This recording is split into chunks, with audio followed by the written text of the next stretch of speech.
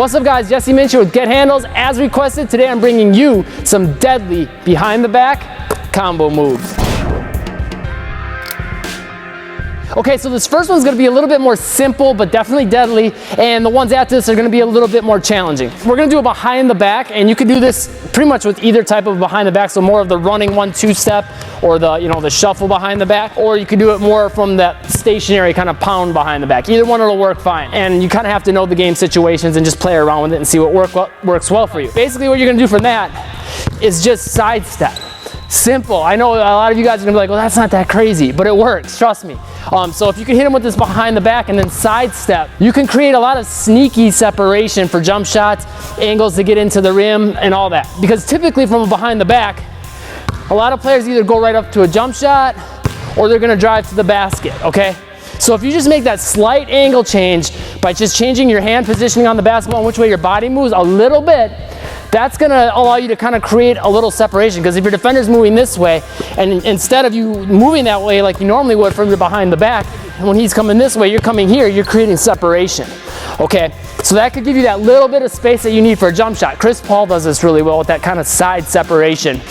Steph Curry does it as well. But from there, on top of that, if you create that little bit of separation and your defender reads it, a lot of times they'll try to close that gap, okay?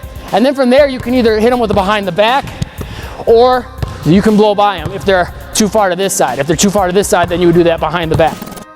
Okay, this next one's again kind of sneaky, but it's a little bit more challenging. If you have fairly decent ball handling, it shouldn't be too tough to get down though. And I'm gonna show you again a couple different ways of using it. So it's gonna be the behind the back into a between the legs from the back, okay? You can set it up moving more with a shuffle to get your defender moving one way and then come the other. Or if they're tight to you, you could even use it just to kind of lean in a little bit to that direction and then hit them with that between the legs from the back. Key point on this though is that you get them moving a little bit this way, so that creates the path for the basketball to come this way, because if they're just tight on you and you push the basketball between your legs from the back, there's a good chance they can get to it. So you want to try to get them moving that way a little bit, number one. But number two, you also want to focus on the direction you're pushing the basketball when you go between the legs and the back. You don't want to push it straight forward. You want to push it at an angle more to the direction that you're going to move. So if I'm going to push it from right hand to left hand to try to go to the left, I want it to come right in front of this left leg, okay? So that way if my defender is trying to reach in to get to the basketball, it's tighter to me and it's not as exposed, okay? And this is actually gonna be a little bit more protected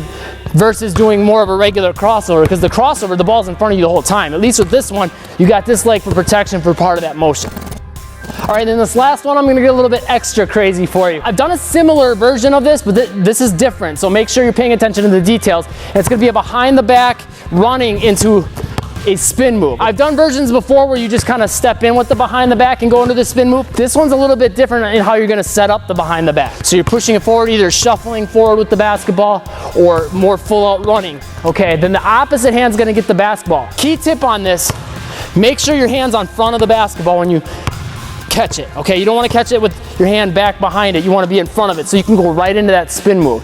So the second the hand gets on the ball, boom, you start pulling it back. So running up, catching it, pulling it back. For me, I like to do this almost to kind of bait the defender, almost like in a sham guy where you push the ball to try to bait the defender to go for the ball. It's kind of like that. So I'll leave it out here unprotected, wait for them to go for it, and then quick snatch it into, it's almost like a sham god version of the spin. Other key tip to make sure you're paying attention to is whichever hand has the ball, you're pulling the ball back and that same side foot comes back.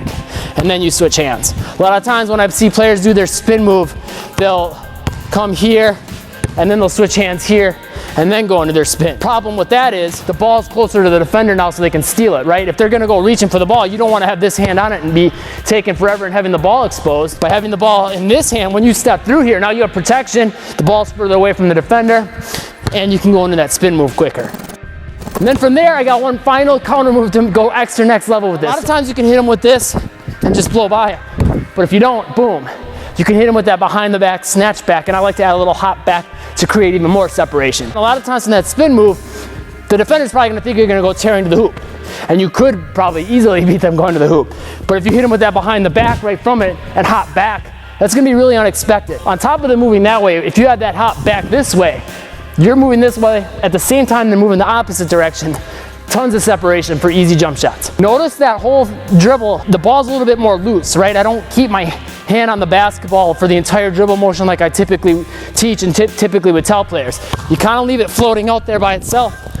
a little bit more for this one. That's gonna allow you to free up your feet a little bit more to move and, you know, get those fakes off, get that footwork off with the spin move, and then hop back into that behind the back snatch back. If you found this video helpful, make sure you click that like button for me, click that subscribe button, and get on that notification squad, and leave a comment down below. Let me know what else you want to see from the channel. Also, if you want to take your crossover to the next level in just 5 minutes, click this link right here. It's a $3 workout that'll take that crossover to the next level. Also, make sure you check out this video and this playlist. Thanks for watching. Stay tuned for more. Break some ankles today.